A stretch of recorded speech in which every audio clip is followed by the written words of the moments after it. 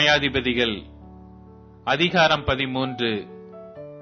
இஸ்ரவேல் புத்திரர் மறுபடியும் கர்த்தரின் பார்வைக்கு பொல்லாப்பானதை செய்தபடியால் கர்த்தர் அவர்களை 40 வருஷம் அளவும் பெலிஸ்தர் கையில் ஒப்புக் கொடுத்தார்.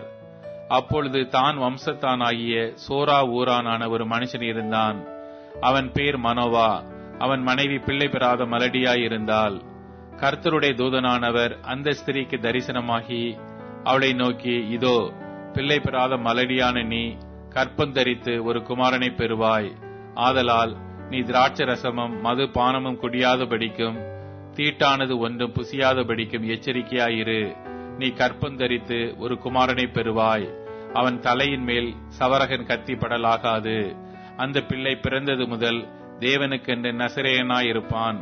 அவன் இஸ்ரவேலை பெலிஸ்தரின் கைக்கு நீங்களாக்கி ரட்சிக்க தொடங்குவான் என்றார்.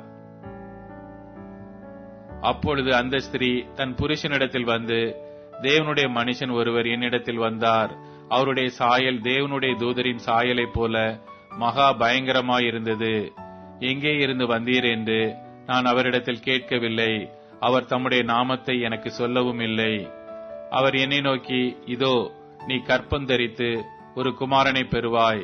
ஆதலால் நீ திராட்சை ரசமும் மது பானமும் குடியாமலும் தீட்டானது ஒன்றும் புசியாமலும் இரு.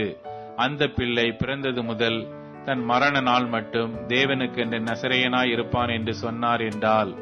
அப்பொழுது மனோவா கர்த்தரை நோக்கி விண்ணப்பம் பண்ணி, என் ஆண்டவரே, நீர் அனுப்பின தேவனுடைய மனுஷன் மறுபடியும் ஒரு வீசை எங்களிடத்தில் வந்து பிறக்கப் போகிற பிள்ளைக்காக நாங்கள் செய்ய வேண்டியதை எங்களுக்கு கற்பிப்பாராக என்று வேண்டிக் கொண்டான். தேவன் மனோவாவின் சத்தத்திற்கு செவி கொடுத்தார். அந்த ஸ்திரீ வயல்வெளியில் இருக்கும்போது தேவனுடைய தூதனானவர் திரும்பவும் அவளிடத்தில் வந்தார். அப்பொழுது அவள் புருஷனாகிய மனோவா அவளோடு இருக்கவில்லை. ஆகையால் அந்த ஸ்திரீ சீக்கிரமாய் ஓடி, இதோ, அன்று என்னிடத்தில் வந்தவர் எனக்கு தரிசனமானார் என்று தன் புருஷனுக்கு அறிவித்தாள். அப்பொழுது மனோவா எழுந்திருந்து தன் மனைவியின் பின்னாலே போய் அவரிடத்துக்கு வந்து, இந்த ஸ்திரீயோட பேசினவர் நீர்தானா என்று அவரிடத்தில் கேட்டான். அவர் நான் தான் என்றார். அப்பொழுது மனோவா, நீர் சொன்ன காரியம் நிறைவேறும் போது அந்த பிள்ளையை எப்படி வளர்க்க வேண்டும், அதை எப்படி நடத்த வேண்டும் என்று கேட்டான்.